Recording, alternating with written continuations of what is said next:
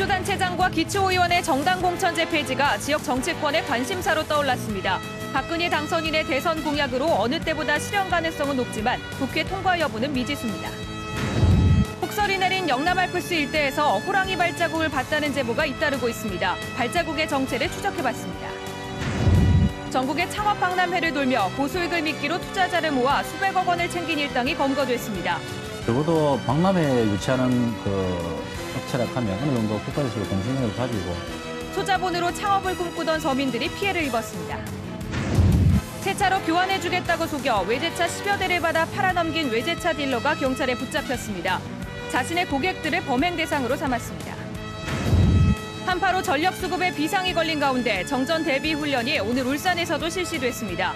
20분간 훈련으로 울산에서만 33만 킬로와트의 전력 수요를 절감했습니다.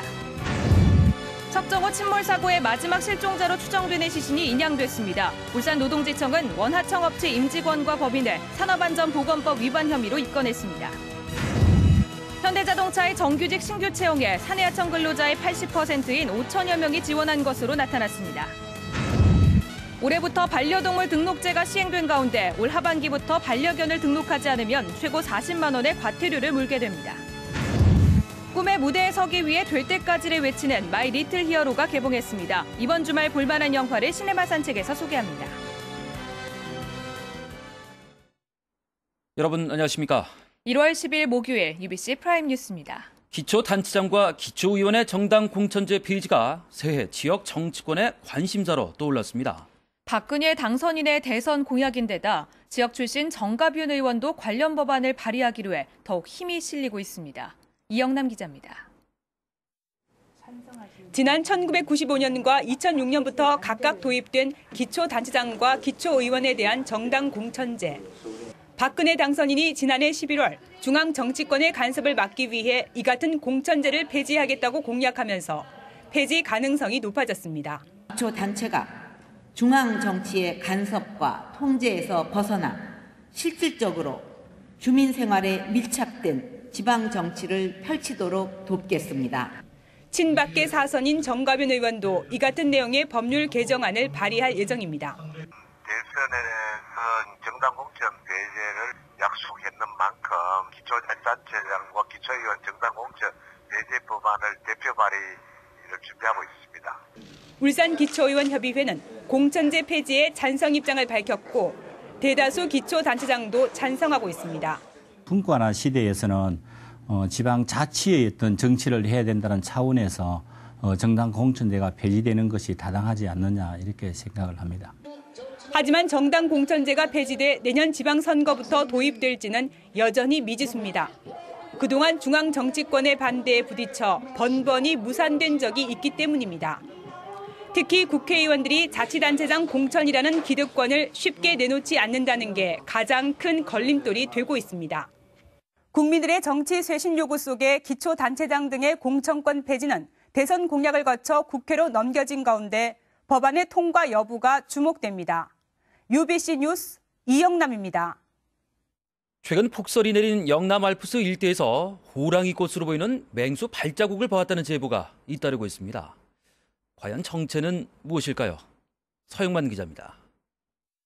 최근 동료와 눈 산행에 나섰던 박모 씨.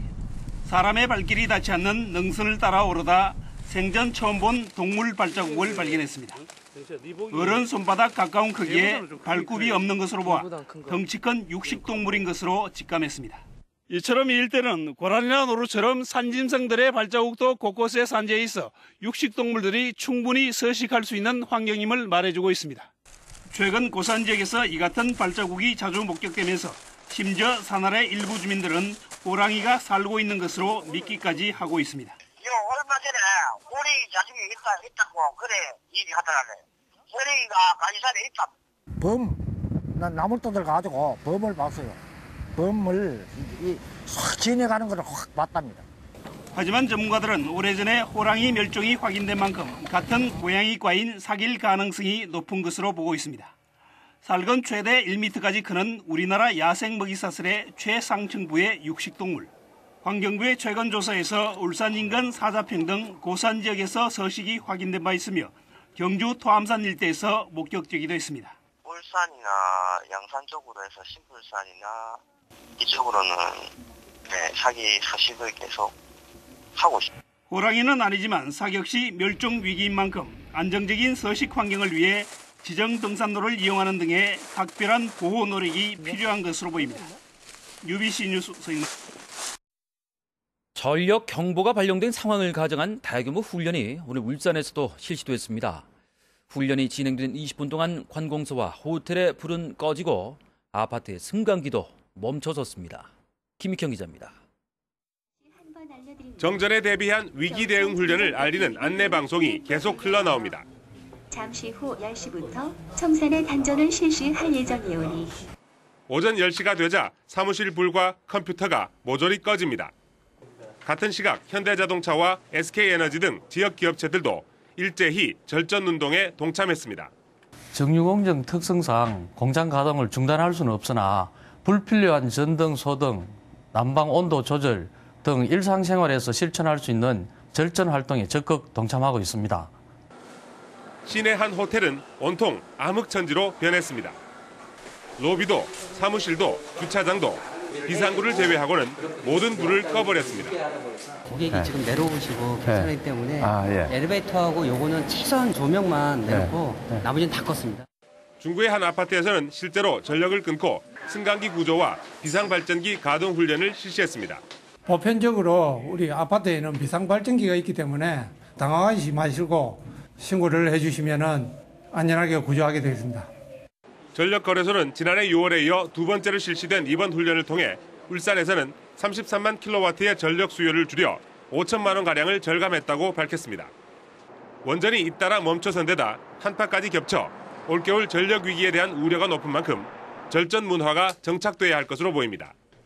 UBC 뉴스 김익현입니다.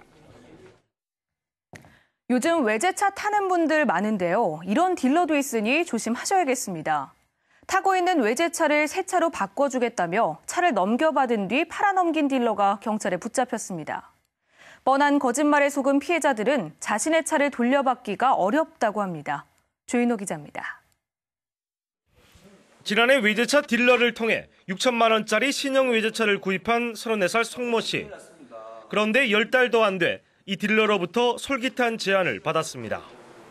특별행사 기간을 맞아 타던 차를 무조건 새 차로 바꿔준다는 거였습니다. 자기가 2012년도에 BMW 100대 이상 팔아서 프로모션이 한 2대, 3대 정도 걸려있대요. 2012년식을 2013년식으로 이벤트로. 자동차 등록증과 함께 차를 넘겨줬지만 얼마 뒤 딜러 29살 임모 씨는 연락이 끊겼습니다. 임 씨는 이런 수법으로 지난해 7월부터 12월까지 모두 10대의 고급 외제 승용차를 받아 챙긴 뒤 또 다른 딜러에게 판매했습니다. 시중보다 20% 싼 값에 팔아넘겨 2억 8천만 원을 챙겼습니다. 개인적인 채무로 돌려받다 보니까 그래 됐습니다. 그전에도 빚이 있었고 오픈하면서도 빚이 있었기 때문에.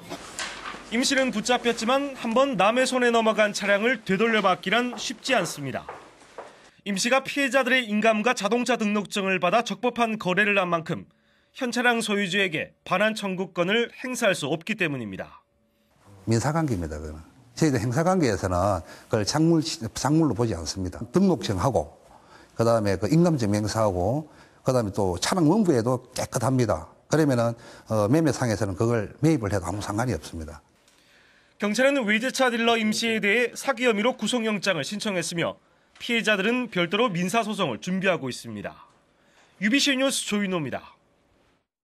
소규모 창업을 하기 위해 창업 박람회를 찾는 분들 많으신데요. 높은 수익을 주겠다며 300억 원의 투자금을 받아 가로챈 일당이 경찰에 붙잡혔습니다. 김규태 기자입니다. 새로운 사업 아이템을 찾던 42살 김상현 씨는 3년 전 부산의 한 창업 박람회에서 마음에 드는 사업을 찾았습니다. 투자금의 5%를 매달 수익금으로 받을 수 있다는 아이스크림 체인점 사업. 하지만 3,400만 원을 투자한 김 씨가 되돌려받은 건 1,000만 원이 전부였습니다. 적어도 박람회 유치하는 그 업체라 하면 어느 정도 국가에서도 공신력을 가지고 또 자본력이 있거나 또 굉장히 튼튼한 회사를 판단하고. 아이스크림 체인점 업체 대표 47살 강모 씨 등은 2,450만 원만 투자하면 체인점 8곳에서 매달 130만 원의 수익을 올릴 수 있다며 투자자를 모집했습니다. 강 씨 일당이 투자자들에게 내준 체인점은 만여 곳에 이르는데요. 하지만 이 기계가 설치돼 실제로 운영된 곳은 200여 곳에 불과했습니다. 하지만 투자자들이 자신의 체인점을 확인하기는 쉽지 않았습니다. 용인, 서울, 정부 이쪽 지역이 아니라 전부 다 쪽에 있는 지역입니다. 확인을 다 못하죠. 전국에 다 연소대가 있는데. 이렇게 피해를 입은 투자자만 1,400명, 피해 금액은 무려 300억 원이 넘습니다. 소자본으로 창업을 꿈꾸던 퇴직 공무원과 주부, 영세 상인들이 피해를 당했습니다. 돌려막기식 운영과 위탁 판매점의 중복 배정, 허위 매출 산정, 판매 수익 고의 감소로 해약을 유도하는 방법으로 투자금을 편취하였습니다. 경찰은 업체 대표 강 씨에 대해 구속영장을 신청하고 21명을 불구속 입건했습니다. UBC 뉴스 김규태입니다.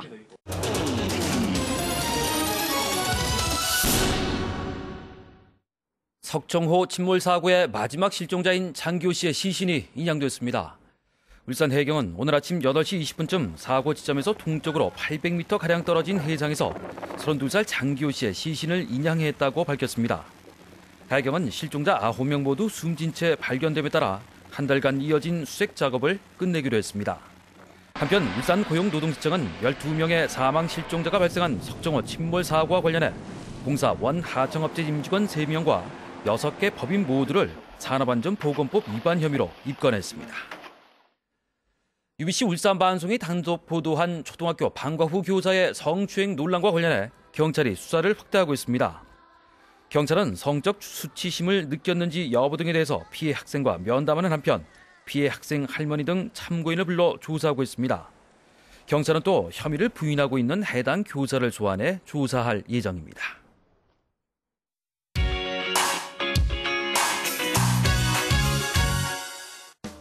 추운 겨울 재미와 감동으로 가슴을 따뜻하게 녹여줄 영화가 개봉했습니다. 꿈의 무대에 서기 위해 될 때까지를 외치는 마이 리틀 히어로와 친구들과 힘을 합쳐 악당 트로이를 물리치는 슈퍼 영웅 파이 이야기.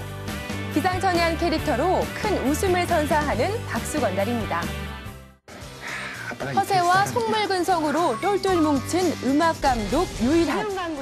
오디션 프로그램으로 재기하기 위해 다문화 가정의 소년 영광이에게 막무가내 트레이닝을 시킵니다. 순수한 열정과 맹목적인 노력으로 조금씩 전진하는 이들의 이야기가 감동을 주고 춤과 노래라는 볼거리까지 제공합니다. 파이에게 패하고 쫓겨난 악당상어 트로이가 파이에게 재대결을 신청합니다. 인간들의 실험약물 투여로 훨씬 강력해진 트로이에 맞서 산호마을을 지키기 위해 파이는 친구들과 함께 고된 훈련을 시작합니다. 바닷속 아름다운 세계가 아이들의 호기심을 자극하고 개그맨 김병만과 류담이 목소리 연기를 맡아 또 다른 재미를 만들어냅니다. 보스에게 신임받는 엘리트 건달 광호에게 어느 날 그분이 오십니다. 급기야 낮에는 박수무당, 밤에는 건달로 투자맨이 된 광호는 한국 영화 사상 가장 흥미로운 캐릭터로 등장합니다. 주먹으로 조직을 장악하던 건달이 사람을 돕는 무당이 되는 이야기에서 따뜻한 감동도 전해줍니다. 시네마 산책 박건웅입니다. 경기 침체가 이어지면서 울산 지역 고용시장도 꽁꽁 얼어붙고 있습니다. 동남지방통계청에 따르면 지난달 울산 지역 취업자 수는 53만 7천 명으로 1년 전보다 1.4%포인트 줄며 1년 9개월 만에 최저를 기록했습니다. 이에 따라 지난달 울산의 실업률도 1년 전보다 0.3%포인트 오른 2.2%를 기록했습니다. 현대자동차가 사내하청 근로자들을 대상으로 한 신규 채용에 전체 사내하청 근로자의 80%가량인 5,394명이 응모한 것으로 나타났습니다. 현대차는 올해 말까지 사내하청 근로자 1,750명을 정규직으로 전환할 계획인 만큼 이번 응모자 가운데 정규직으로 전환되는 규모는 1,000명을 넘지 않을 것이라고 밝혔습니다. 회사 측은 서류 심사와 면접 등을 거쳐 늦어도 다음 달까지 신규 채용자를 발표할 계획입니다. 울산 지역 셀프 주유소와 일반 주유소 간의 가격 차이가 6대 광역시 가운데 가장 큰 것으로 나타났습니다. 유가정보 사이트 오피넷에 따르면 지난 연말 울산 지역 셀프와 일반 주유소의 휘발유 리터당 가격 차이는 45.51원으로 6대 광역시 가운데 가장 큰 차이를 보였습니다. 올해부터 동물 등록제가 시행된 가운데 울산시는 6월 말까지 홍보 활동을 벌인 뒤 올 하반기부터는 집중 단속에 나서기로 했습니다. 이에 따라 하반기부터 등록 대상인 개를 등록하지 않을 경우 1차 경고에 이어서 2차 위반 때 20만 원, 3차 이상의 위반 때는 40만 원의 과태료가 부과됩니다. 반려견 소유자는 53개 동물병원에서 식별장치나 등록 인식표를 부착해야 합니다. 울산 지역 사랑의 온도탑이 91도를 넘어섰습니다. 울산 사회복지 공동모금회에 따르면 지금까지 접수된 성금은 31억 3,300만 원으로 목표인 34억 2,400만 원에 91.5%로 나타났습니다. 이 가운데 법인이 68%, 개인이 22%, 단체가 10%로 집계됐습니다.